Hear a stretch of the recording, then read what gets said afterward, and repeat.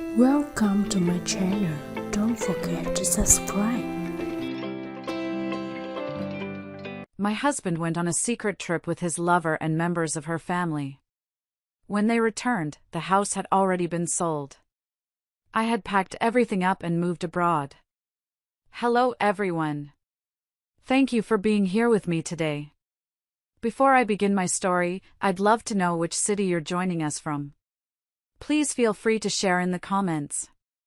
Now, let me take you into this story. You know, it's funny how a life can change in a single moment. Not with a bang, but with a quiet buzz from a phone. I've wanted to tell this story for a long time, but it's taken me a while to find the right words, to be able to look back without the anger, without the pain. It's a story about marriage, about the kind of betrayal that cuts deeper than bone, and about finding a strength you never, ever knew you had. It's my story. And it all started on a quiet Wednesday evening, the kind of evening that feels so devastatingly normal, you'd never guess your entire world is about to be set on fire. I was setting the last platter of roasted chicken on the dining room table when my phone buzzed. The chicken skin was golden brown and crispy, just the way Richard liked it, and the whole house smelled of rosemary and garlic. I had spent the better part of the afternoon cooking, carefully arranging the table with our good china, even lighting a couple of candles. He'd been so stressed at the law firm lately, and I just wanted to create a little pocket of peace for us, a nice meal where we could reconnect. I remember smiling as I picked up the phone, thinking he was calling to say he was just a few minutes away. A quick glance at the screen showed his name, and I felt that familiar little flutter of warmth. Hello, I answered, wiping my hands on a dish towel as I hit the call button, ready to tell him to hurry home before the food got cold. Carolyn, we need to talk. Richard's voice was as calm and distant as if he were discussing tomorrow's weather. There was no warmth, no affection. Just flat, matter of fact. The kind of voice you use with a subordinate, not your wife. My smile faltered. Is everything okay? I asked, a knot of unease tightening in my stomach. Everything's fine, he said, and the casualness of it was a cruelty in itself. Listen, next week on Wednesday, the whole family is heading to Palm Springs for a week. I've already booked the plane tickets and a vacation rental. The platter in my hand suddenly felt impossibly heavy. My knuckles went white as I gripped the phone, the edge of the ceramic digging into my palm. A sudden, familiar tightness clenched in my chest, a feeling I knew all too well. This was the third time. The third time in 3 years of marriage. My own voice, when it came out, sounded unnaturally placid, like the eerie calm before a storm. I was determined not to let him hear the tremor in my hands. The whole family, you say, I repeated, my gaze drifting over the two perfect place settings on our dining table. So, your parents, your sister Diane and her new boyfriend, your aunt, and your cousin. That's 6 people. I forced a deliberately cheerful tone, the kind you use when you're desperately trying to pretend your heart isn't sinking into the floor. That's right, he said, oblivious. The rental I booked only has 3 bedrooms, and if there are too many of us, it'll be a hassle, so you don't have to come. A hassle. That's what I was. Not his wife, not a daughter-in-law, not family. A logistical inconvenience. I took a deep, shaky breath, my eyes scanning the meticulously prepared meal on the table. The steam was rising from the garlic mashed potatoes. All that effort, all that care, all my hopes for a quiet, healing dinner together, was now destined for the garbage. Oh, I see, I said, my voice sounding like a distant echo even to my own ears. It felt like I was floating outside my own body, watching a stranger have this conversation. Well, you all have a wonderful time. I knew you'd understand, Carolyn. You're the most accommodating person I know. I could hear his sigh of relief through the phone, and it felt like a physical slap in the face. Accommodating. He meant compliant. He meant I wouldn't make a scene. Oh, and while I'm gone, don't forget to water the flowers in the garden and my succulents. The little one on the windowsill is looking a bit dry. Right. Okay. The succulents, I repeated numbly. I hung up, standing frozen in the middle of the dining room. The phone screen went black, and it felt like a light had been extinguished inside my heart. The third time. The first time, the excuse was that I had just suffered a miscarriage, and a long trip would be too much for me. I was grieving, vulnerable, and I believed him. Of course, he was just being protective. The second time, my job was too demanding, and it would be hard to take time off. I was disappointed, but I accepted it. I needed to be supportive of his need for a family vacation. This year, he hadn't even bothered with a convincing excuse. I was just a hassle. Slowly, like an automaton, I began to clear the table, scraping the untouched food into the trash can. The beautiful roasted chicken, the creamy potatoes, all of it. My hands were trembling uncontrollably. Suddenly, a plate slipped from my grasp.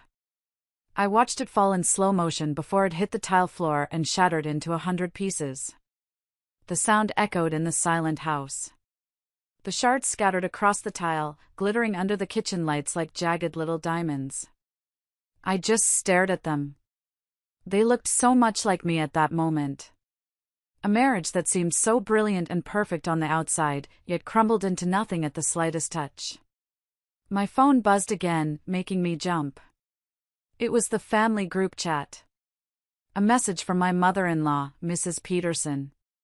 "Guys, we're doing Palm Springs again this year. We leave Wednesday, so don't forget the sunscreen. They say it's going to be hot." A flurry of celebratory emojis followed from Diane, his aunt, his cousin.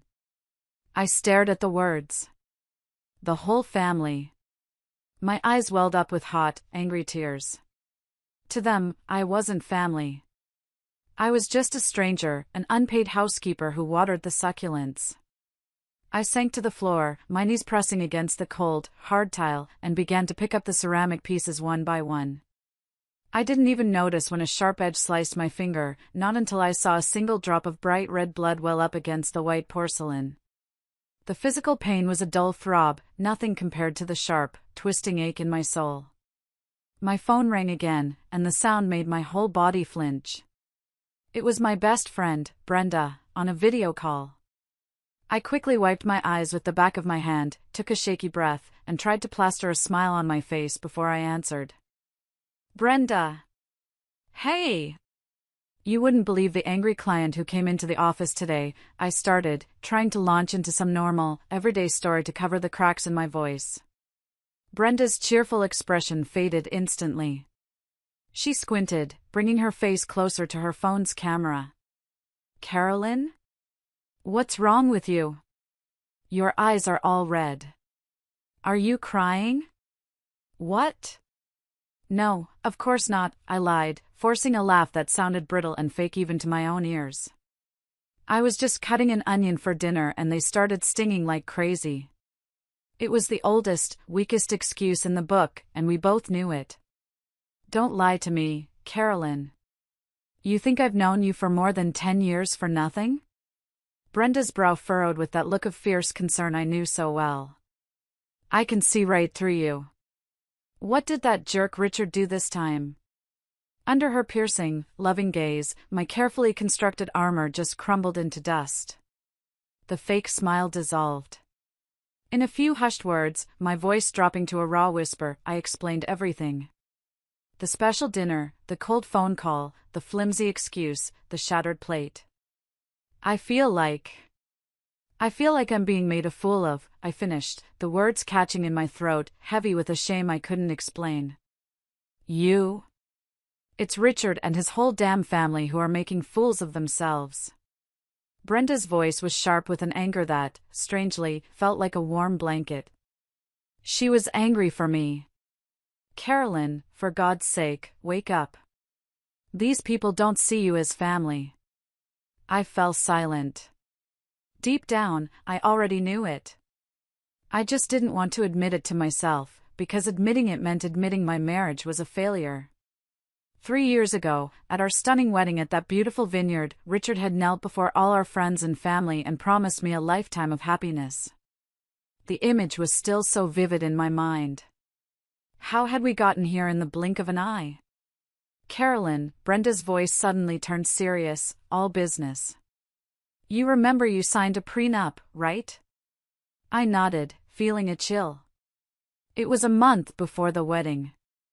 Richard had suddenly brought it up, claiming it was a family tradition, a formality for his family's legal practice.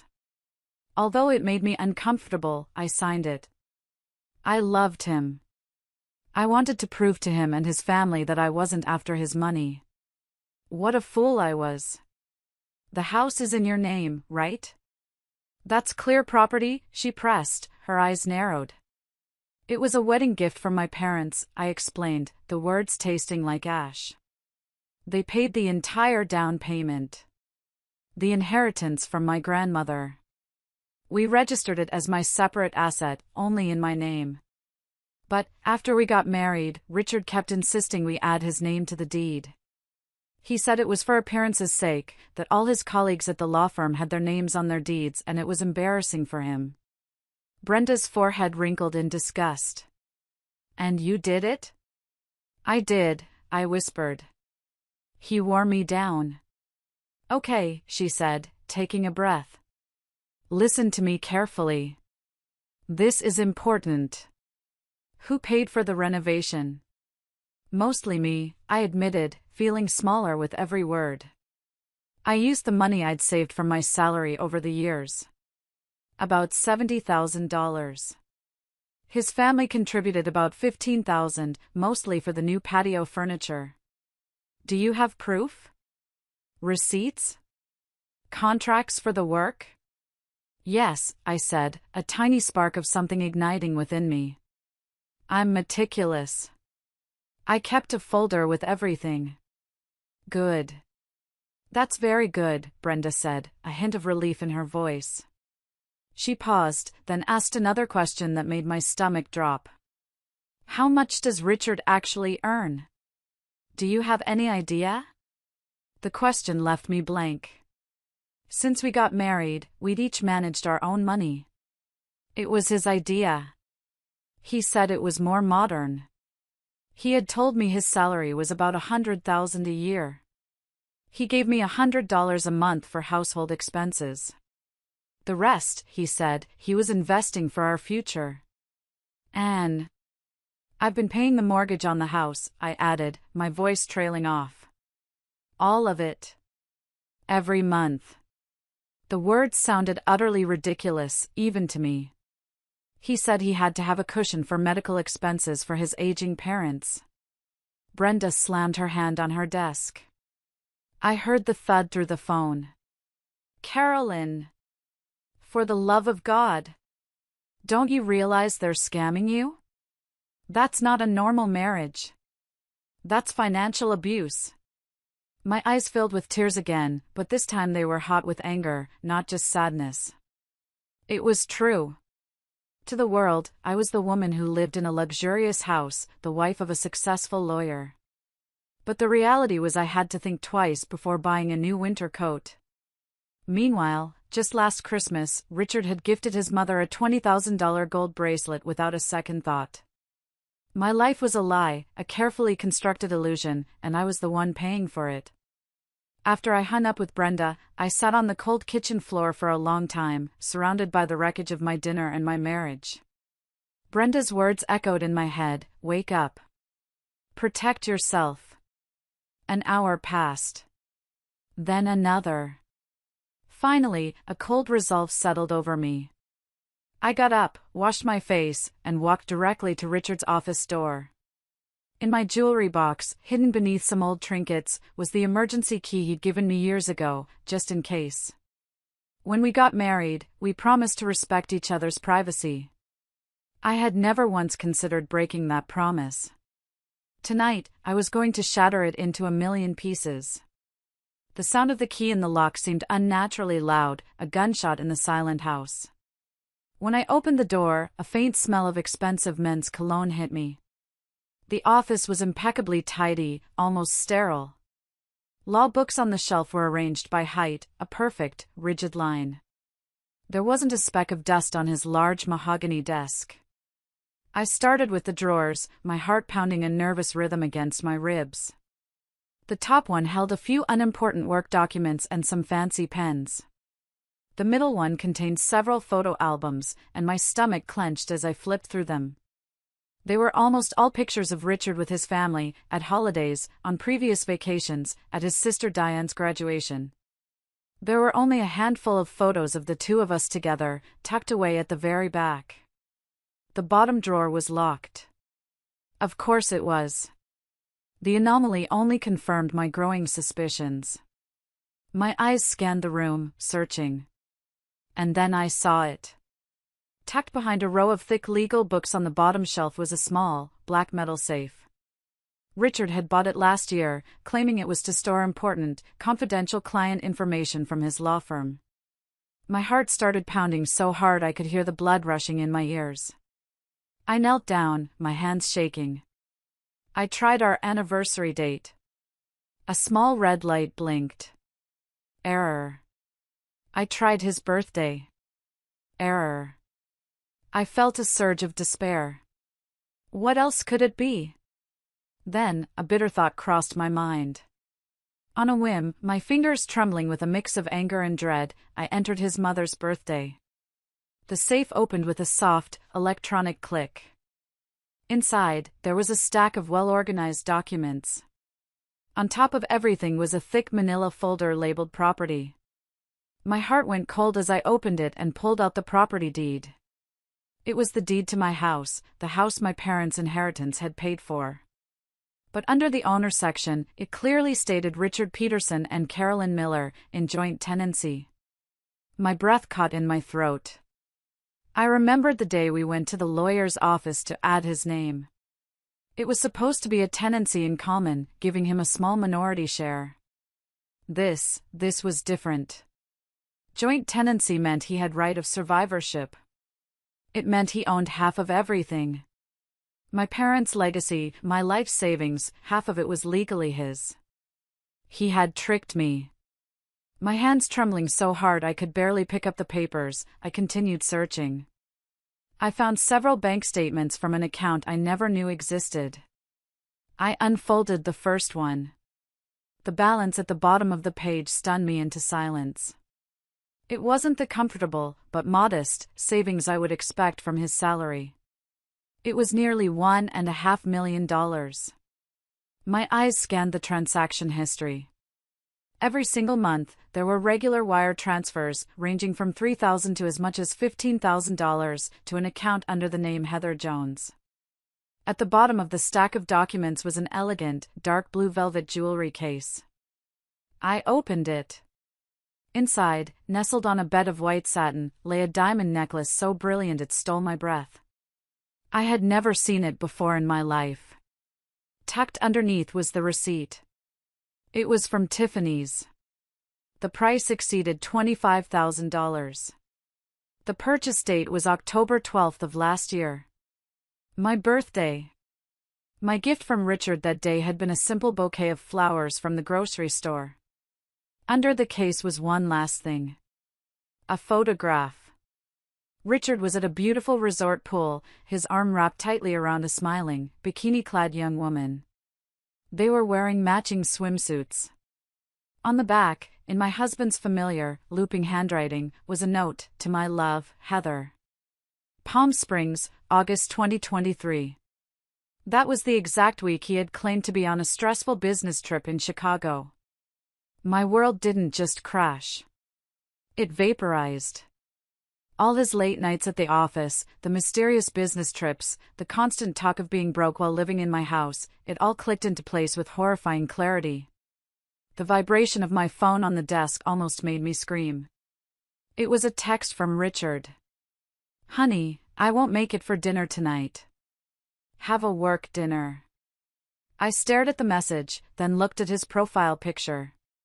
He was sitting in a luxurious restaurant, holding a glass of red wine. Reflected in the curve of the wineglass was the unmistakable silhouette of a woman with long hair and a hand with bright red painted nails resting on the table. In that moment, all the grief and confusion vanished, replaced by a strange, icy calm. I wasn't paranoid or overly sensitive. I was just an idiot who was being played for a fool. Calmly, methodically, I took out my phone. I took pictures of every single page, every single document, every single damning piece of evidence. I sent them all to Brenda's encrypted email account. Then I put everything back in its place, closed the safe, and left the office, shutting the door on 3 years of lies. Richard came home around 10 o'clock that night. I was sitting on the living room sofa in the dark, waiting. I had been sitting there for hours, the photos on my phone burning a hole in my mind. He stumbled in, smelling of expensive alcohol and a sweet, floral perfume that wasn't mine. "Honey, you're still awake," he slurred, fumbling with his shoes. He came over to where I was sitting and leaned in to kiss me. I turned my head away, and his lips met the cold air.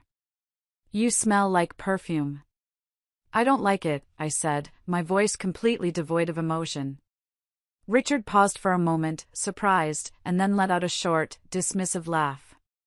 "It was for work, honey. You know how it is." It must have rubbed off on me a little. Those clients were really strong cologne. "Oh, really?" I looked up at him, my eyes having adjusted to the dark. I could see his face clearly. "Is that Heather a client, too?" His expression froze.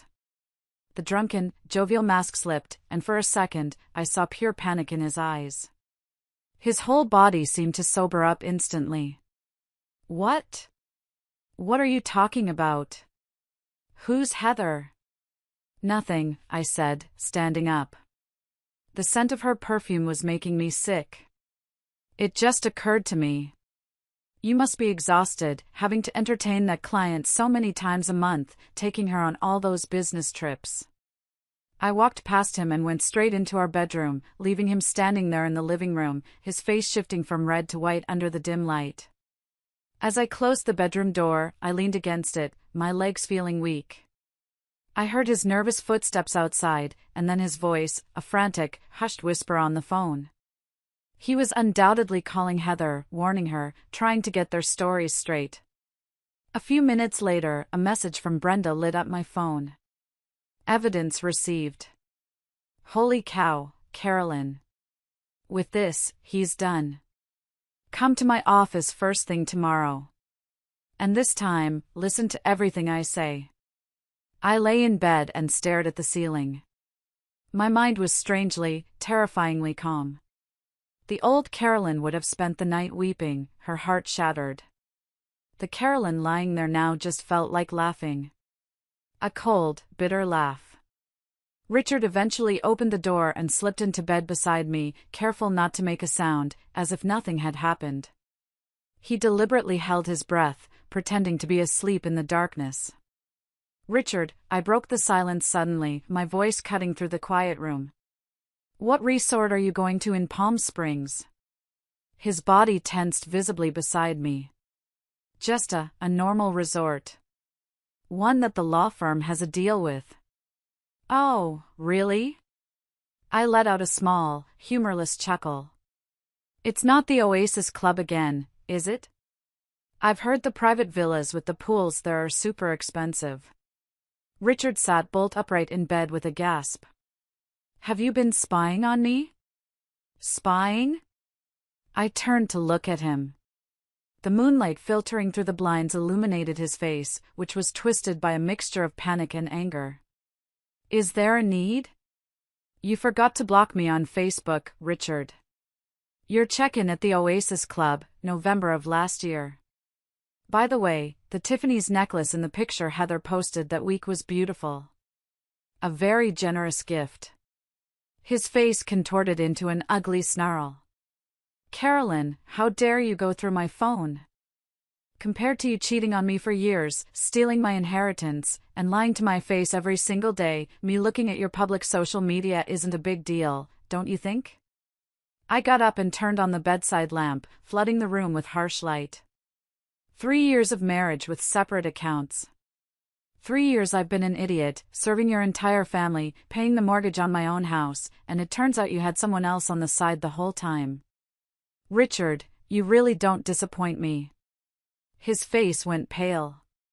Suddenly, a wave of rage washed over him. He grabbed a pillow and threw it with all his might against the wall. "Stop it! Just stop it! Do you think I did it because I wanted to? Do you? I'm sick and tired of coming home every day and seeing that long, sad face of yours. Heather is 100 times more affectionate than you. She's fun. She knows how to make a man happy." I watched his mad outburst in silence. And in that moment, all the remaining love I had for him just shriveled up and died. This was the man I had defied my parents for to marry. A coward, a liar, and a thief who, after being caught, still had the audacity to blame me. "All right," I said, my voice light, almost cheerful. "Let's get a divorce. You can go be happy with Heather, and I'll live my life in peace." "Divorce?" Richard burst out laughing, a loud, ugly sound that filled the room. "In your dreams, Carolyn. You signed the deed. Half of this house is mine. If you file for divorce, how are you going to live? Your measly salary won't even cover the mortgage, let alone buy me out." So, that was it. His master plan. He had it all figured out. He was sure that I was financially trapped, that I would never dare to leave him. Seeing that smug, confident look on his face, I just laughed. "Well," I said, smiling sweetly at him. "We'll see about that." I lay back down, turned off the light, and turned my back on him. "Carolyn," he finally said, his voice low and menacing through the darkness. "Don't you dare do anything stupid. I mean it. My sister Diane is getting married, and she needs a place. I've had my eye on this house for her for a while now." I closed my eyes, my nails digging so hard into my palms that I was sure I'd drawn blood. The whole family had planned this for a long time. They wanted to use me, live in my house, and in the end, kick me out and take it for his sister. At dawn, I got up quietly. I packed a small bag with my essentials and all the important documents I could find. Then, I left the house without looking back. The morning air was exceptionally fresh, like the world had been washed clean overnight. I took a deep, shuddering breath and called Brenda. "It's time," I said. "The war has begun." Brenda's office was on the 28th floor of a gleaming glass skyscraper in downtown LA. This wasn't just my best friend's solo practice anymore, she had become a partner at a prestigious firm, one of the best in the city. When I arrived, she wasn't alone. With her was a man in his late 50s with sharp, intelligent eyes, a perfectly tailored suit, and an air of calm authority. "Carolyn, this is Mr. Wallace," Brenda said, her voice firm and reassuring. "He's the best divorce lawyer in the state. He specializes in cases with significant financial assets and complications." Mr. Wallace shook my hand, his grip strong and steady. "Ms. Miller, Brenda has briefed me on the situation. I am very sorry for what you are going through. Now, let's see what we're working with." We sat in a large, sunlit meeting room, the digital copies of the evidence I had photographed spread out on a large screen. Mr. Wallace reviewed each document with meticulous concentration, his expression growing more grim with every slide. "The situation is even worse than you thought," he said finally, taking off his glasses and polishing them with a handkerchief. "According to these bank statements, over the last 2 years, Richard has transferred a total of $330,000 to this Heather person. In the eyes of the court, this is a clear act of dissipation of marital assets. That is a significant sum we can claw back in the divorce settlement." I just nodded in silence, the number echoing in my head. $330,000. The equivalent of nearly 5 years of my salary, and he had given it away so easily. "But this," Mr. Wallace said, clicking to a new set of documents his firm's investigator had pulled overnight, "this is the most serious offense." He pointed to the screen. 3 months ago, Richard took out a second mortgage on your property for $800,000. The purpose listed on the application was home renovation. But you didn't have any recent renovation plans, did you? $800,000? I looked up in shock, my blood running cold. He didn't say a single word to me. He wasn't going to tell you, Mr. Wallace said gravely. Because that money, 1 week after it entered his account, was transferred to Heather Jones in 5 large installments. I believe your husband bought that woman a house. He used the equity from your house, the home built on your family's inheritance, to buy a property for his mistress. My voice trembled. He had leveraged the home my parents gave me, a place I thought was my sanctuary, to set up a life with another woman. Mr. Wallace then showed me a transcript of text messages between Richard and his sister, Diane. His investigator had gotten them through a special channel, and while they might be difficult to use as direct evidence, they painted a very clear picture of their intentions. Diane, bro, did you tell your wife about the mortgage on the house yet? Richard, not yet. Planning to tell her after the trip. She's been a little weird lately. Think she suspects something with Heather. Diane, so what? My fiancé and I need to make a down payment for the condo we saw next week. Don't drag your feet.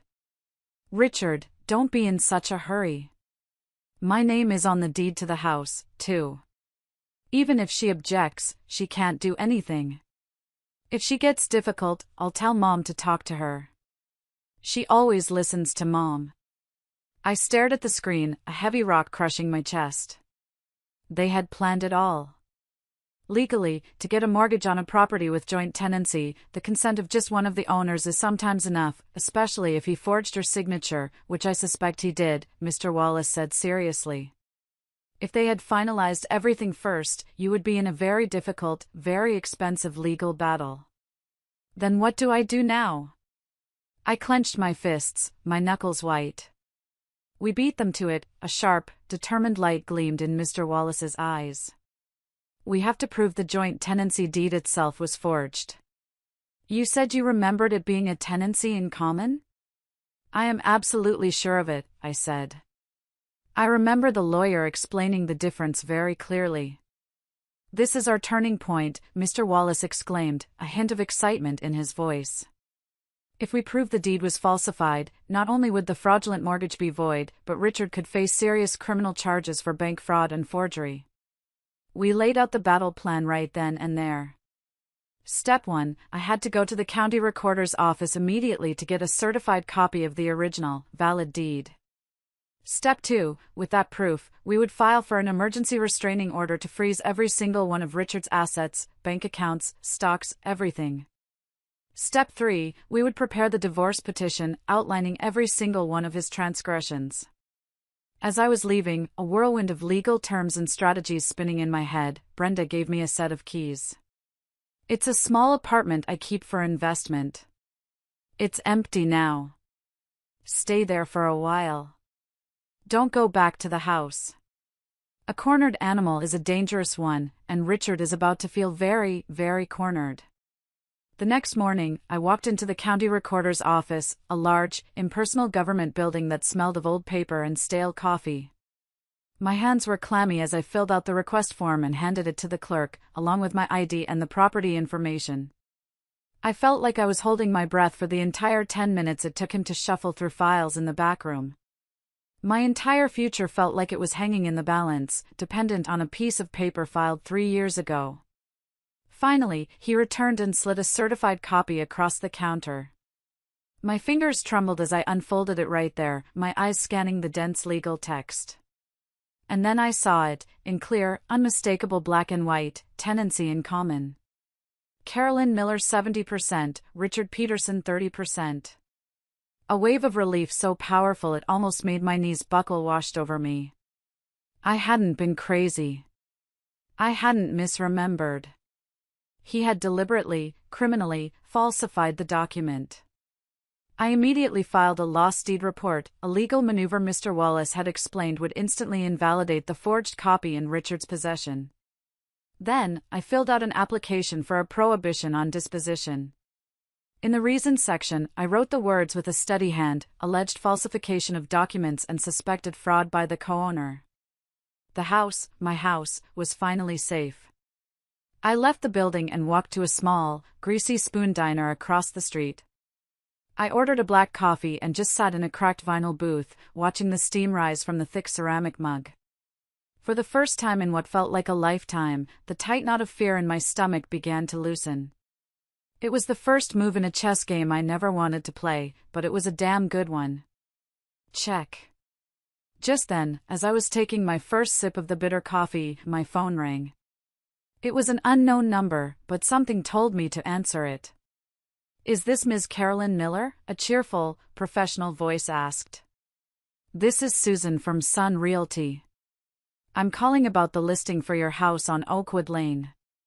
We have a fantastic cash offer, a buyer who is willing to pay $1,150,000. They want to close quickly. When can we meet to negotiate?" I was stunned into silence. The coffee cup clattered against the saucer. He had already put our house, up for sale. He was going to sell it out from under me while he was on vacation with his mistress. The sheer, breathtaking audacity of it left me speechless.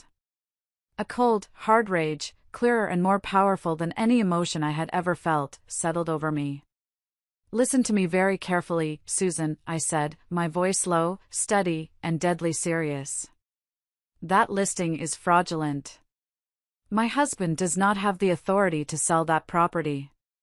The deed he showed you has been reported as lost and is legally invalid. This property is currently in litigation, and a prohibition on disposition has been filed with the county. If your agency proceeds one step further with this transaction, be prepared to receive a lawsuit from my lawyers for colluding in real estate fraud." There was a choked sound on the other end of the line, and then a hurried apology before she hung up. I put down my phone and took a long, slow breath. That was close. Too close. I immediately called Mr. Wallace to update him. Then, I made my next call. It was to a moving company. That afternoon, 2 large trucks pulled up to the house on Oakwood Lane. The process of packing was methodical and strangely therapeutic. I walked through the rooms, deciding what was mine and what was a part of the lie I was leaving behind. The books from my college years, the paintings I'd bought at local art fairs, the clothes I'd purchased with my own hard-earned salary. I left behind everything he had ever given me, the jewelry, the clothes, the furniture. It wasn't much. As the movers loaded the last box onto the truck, I took one final look at the place I once called home. I didn't feel a single ounce of nostalgia. Just the quiet satisfaction of a door closing firmly and forever. I locked the front door with my key, walked to the community gatehouse, handed the key to the doorman, and informed him that any future matters related to the house should be handled through my lawyer, Mr. Wallace. My new life had officially begun. A week later, I was sitting in Mr. Wallace's sunlit office, reviewing the final draft of the divorce petition, when my phone buzzed with a notification. It was from a tracking app Brenda had helped me install on Richard's flight itinerary. His plane from Palm Springs had just landed at LAX. The first sign of trouble for him came, as I later learned, at the airport rental car counter. I could almost picture it, Richard, tanned and smug from his week-long vacation with Heather, confidently handing over his American Express black card, only for it to be declined. The confusion on his face, the flicker of annoyance. He would have tried another card, then another. The growing impatience of the clerk, the line of people behind him starting to grumble. The ultimate humiliation for a man like Richard. The restraining order had worked. Every single one of his assets was frozen solid. They must have taken an expensive cab, because 2 hours later, the doorman from my old community called me, his voice strained. "Ms. Miller, Mr. Peterson and his family are here. His parents and his sister are with him. They're making quite a scene." Mr. Wallace and I headed there immediately. We could hear them before we even saw them. From a block away, my former mother-in-law's shrill, piercing voice cut through the quiet afternoon air of the manicured suburb. "My son is the owner of this house. His name is on the deed. Why won't you let him in? Did that woman bribe you? I demand to speak to your manager." We walked into the gatehouse to find the entire Peterson clan in a full-blown meltdown. Richard's face was a mottled shade of purple with rage. His sister Diane stood beside him, arms crossed, glaring at the doorman with contempt. His parents were shouting, red-faced and belligerent. I took a deep breath, straightened my shoulders, and stepped forward. "Father-in-law, mother-in-law," I said, my voice perfectly calm and clear, cutting through their tirade. "It's been a while. How was the trip to Palm Springs?" I allowed a small, knowing smile to touch my lips. I saw the photos. That family picture with Heather turned out beautiful. All four of them spun around in unison. Their faces were a priceless gallery of shock, guilt, and fury. "Carolyn!" My mother-in-law, recovering first, let out a shriek and lunged at me, her hands clawed, aiming for my hair. "How dare you, you ungrateful, wicked woman, treat my son this way?" Before she could reach me, Mr. Wallace stepped smoothly between us, blocking her path with his solid frame. "Ma'am, I am going to ask you to control yourself," he said, his voice low but carrying an unmistakable weight of authority. "Assaulting a person is a crime. And I must inform you, we are recording this entire situation." My mother-in-law's hand froze in midair. The color drained from her face, and she stumbled back. Well, Richard sneered, pushing his mother aside and stepping forward until he was just inches from my face. I could smell the stale airplane air on him. "So now you're bringing your high-priced lawyer to confront your in-laws. What exactly do you want, Carolyn?" "It's very simple, Richard," I said, looking him directly in the eyes, refusing to be intimidated. "I want a divorce. And I want to get back every single penny and every single asset that belongs to me." "Don't you dare dream of it," he yelled, spit flying from his lips. "My name is on the deed. That house is half mine." "Oh, really?" I pulled a folder from the leather briefcase Brenda had given me. I calmly opened it and presented him with the certified copy from the recorder's office. "This is the original, legally filed registration. The house is a tenancy in common. My share is 70%, your share is 30%. It's clearly specified. The joint tenancy document you've been using is a forgery. Which, by the way, is a felony." Richard's face went completely white. He stared at the paper as if it were a snake. "And that's not all," I continued, my voice gaining strength with every word. "You forged my signature on an $800,000 mortgage contract, that's bank fraud. You transferred over $300,000 of marital assets to your mistress.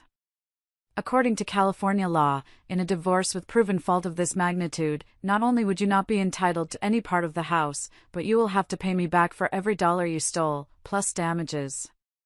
His mother couldn't take it anymore. "That's impossible. My son has been supporting you for years. You ungrateful." "Supporting me?" I laughed, a real, bitter laugh that came from deep in my belly. "Mrs. Peterson, for 3 years, I have paid the mortgage, the property taxes, the electricity, the water, and the HOA fees myself. Your son gave me $100 a month for household expenses, an amount that didn't even cover his own food and alcohol." The entire Peterson family was speechless. Richard suddenly lunged forward, trying to snatch the folder from my hands, but Mr. Wallace stopped him with a firm hand on his chest. He looked like a cornered, rabid animal. "Carolyn, don't you push me," he hissed. "I know a lot of powerful people. I can make it so you can't find a job in all of LA."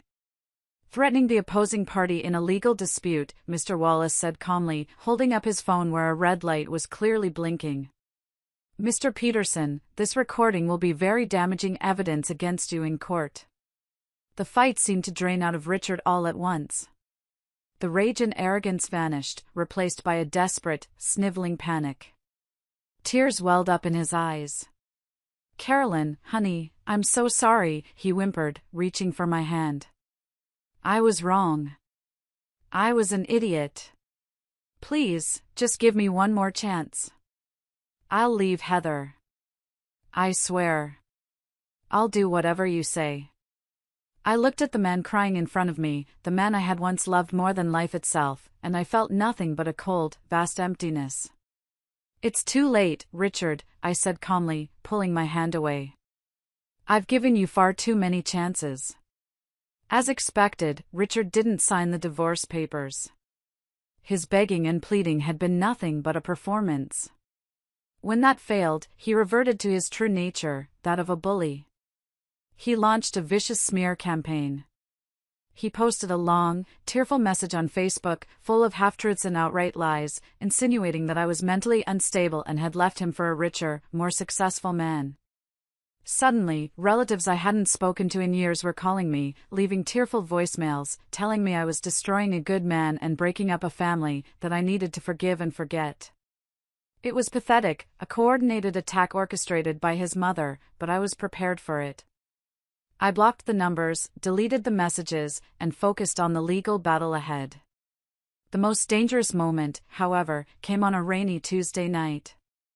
I was at the house on Oakwood Lane, packing up the last of my personal, sentimental belongings. I had sold the place, and the new owners were scheduled to do their final walkthrough in 2 days. The house was mostly empty now, the rooms cavernous and echoing with every footstep. The rain lashed against the windows, and the wind howled outside. I was feeling a little on edge, but I just wanted to get this final task over with. Suddenly, the back patio door crashed open, the glass shattering inwards. Richard and his sister, Diane, burst in, soaked from the rain. He reeked of whiskey and desperation, and his eyes were bloodshot and wild with rage. "Carolyn," he snarled, his voice a low, menacing growl. "You've ruined my life. My career is in jeopardy, my accounts are frozen. So now, I'm going to ruin yours." Diane, her face a mask of cold, malicious glee, raised her phone and started recording. "Sister-in-law," she said, her voice dripping with venom. "You'd better call your lawyer and drop the lawsuit right now. If not, this video of your emotional reconciliation with my brother is going to go viral tomorrow. No one will believe your story then." I understood their vile plan instantly.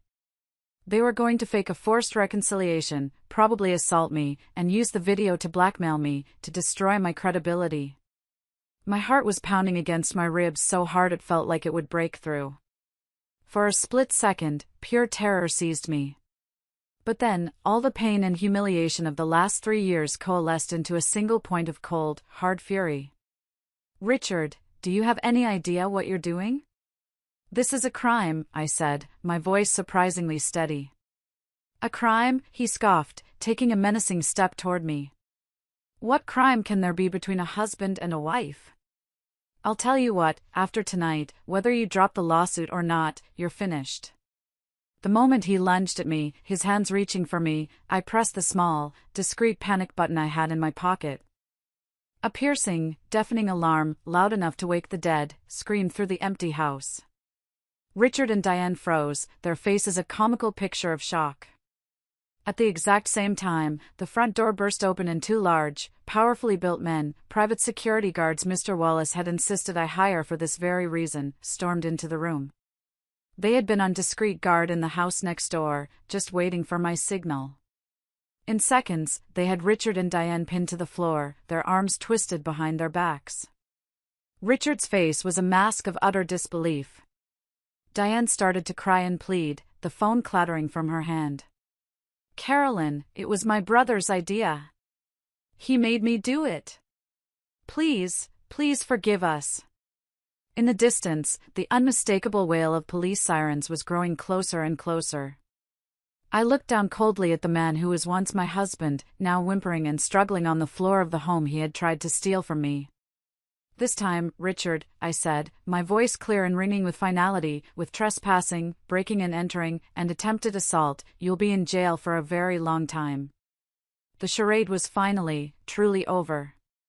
If you are still listening, if you've followed me on this journey up to this point, would you do me a small favor? Please like this video and comment with the number 1 below. It lets me know that you've given me a like, and it tells me that you're right here with me, listening to my story. Your support is a tremendous encouragement, and it gives me the strength to continue. Please, comment with the number 1, and let me tell you what happened next. The aftermath of that rainy night was a media whirlwind. Richard's desperate, violent act had backfired in the most spectacular way possible. The police report, combined with the security footage, was the final nail in his coffin. The story went from a messy divorce to a criminal case, and it went viral. Someone, somewhere, created the hashtag #StandStrongCarolyn, and my social media, which I rarely used, was flooded with thousands of messages of support from strangers all over the country. It was overwhelming and surreal, but it was also a strange comfort to know that I wasn't alone in this fight. The divorce trial was, as Mr. Wallace had predicted, surprisingly quick. Richard arrived late, flanked by his parents. In just a few weeks, he seemed to have aged a decade. His expensive suit hung off his thinner frame, his eyes were sunken, and his face was a permanent shade of ashen gray. When he saw me sitting at the plaintiff's table, poised and calm, a flash of pure hatred crossed his gaze, but it was quickly replaced by a raw, undisguised fear. He knew he was facing not only the end of his marriage, but the end of his life as he knew it.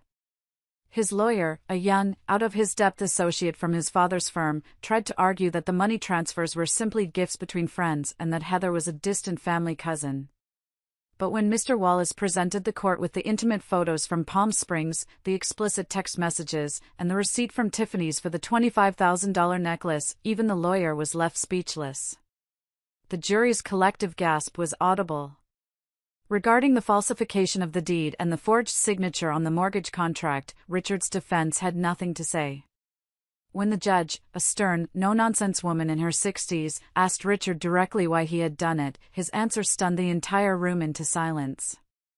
My sister was getting married, and her fiancé's family wasn't contributing anything to their new life," he mumbled, refusing to look at the judge.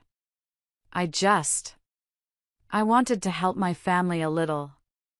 And for that, you falsified legal documents, you forged your wife's signature, and you dissipated hundreds of thousands of dollars of marital assets, the judge asked, her voice severe.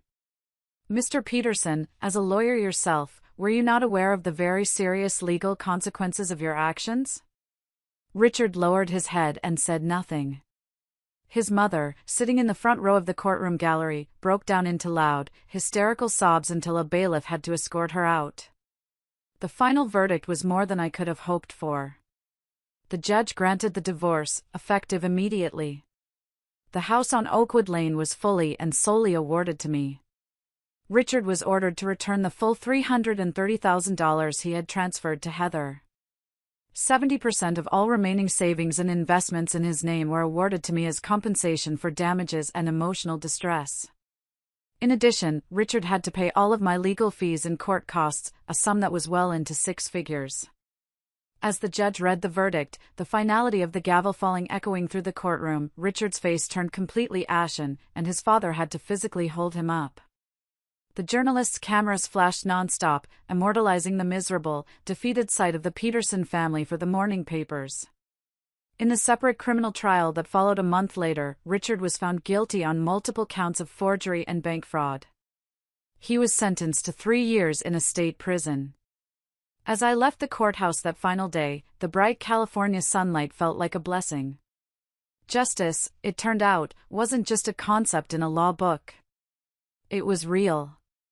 The first thing I did as a free woman was finalize the sale of the house. The closing was quick and clean.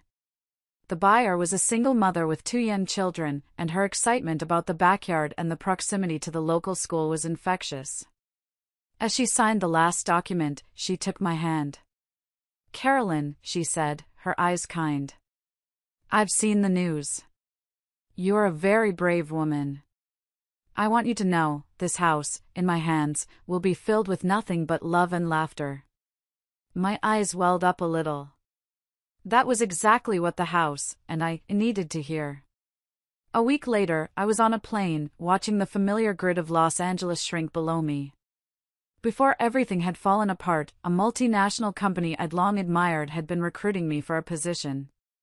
An opportunity had opened up in their Singapore office for a marketing director, overseeing the entire Asia-Pacific region.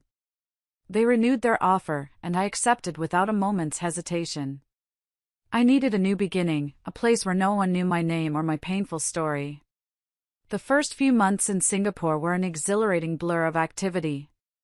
The work was more challenging than anything I'd ever done, but I threw myself into it, grateful for the distraction. I was leading a new team, developing complex marketing strategies for a dozen different countries, and navigating a new and vibrant culture. On the weekends, instead of moping in my new, sterile apartment, I forced myself to explore. I wandered through bustling hawker centers, tried exotic foods I couldn't pronounce, and made a few new friends from work. For the first time in years, my life was full and dynamic and meaningful, and it was a life I was building entirely for myself, on my own terms. One afternoon, about 6 months into my new life, I received an email from Mr. Wallace. Attached was a small clipping from the crime section of a national newspaper with the headline, "Disgraced Lawyer and Socialite Wife Splits Divorce After Husband's Deed Forgery Scam." In the grainy photo, Richard was being led away in handcuffs, looking pathetic and defeated. I stared at it for a moment, then calmly closed the email and moved it to the trash. I felt nothing. No anger, no satisfaction, no pity. Nothing. His story was over. Mine was just beginning.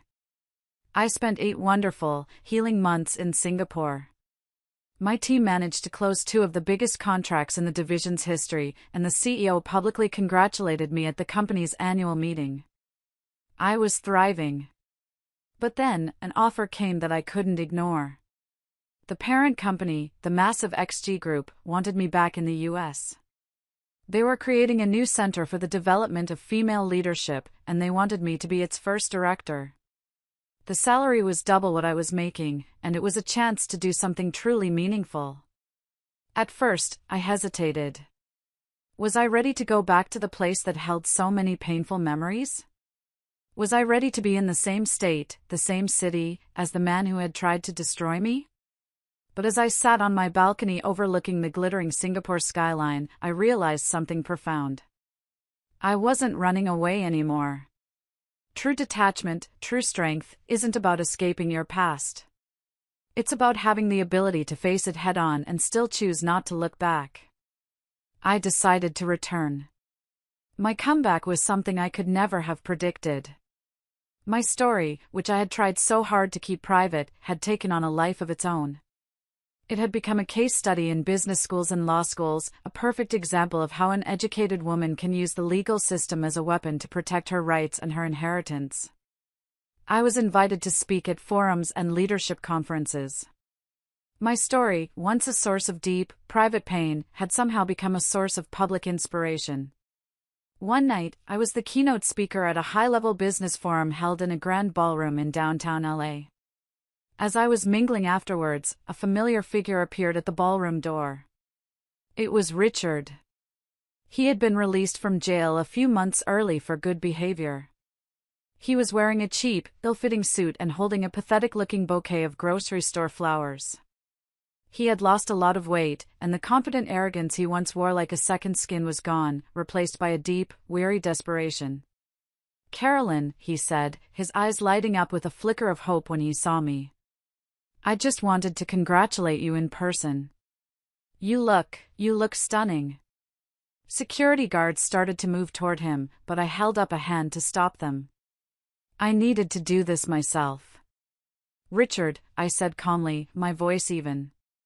"Please leave." "I know I don't have the right to see you," his voice cracked, and he took a step closer. I was really wrong. So wrong. Heather ran away with all my money. My mom had a heart attack from the shock and is in the hospital. I've lost my job, my law license. It's my karma. I know that. Seeing him cry, seeing him so broken, didn't evoke any emotion in me. The wound he had carved into my past was so deep that I no longer had the strength to even hate him. "Let's leave the past behind," I said, my voice gentle but firm. "I wish you the best, Richard, I truly do. But please, don't come looking for me again." He suddenly dropped to his knees right there on the marble floor of the ballroom. "Give me one more chance, Carolyn. Please. Just one more chance."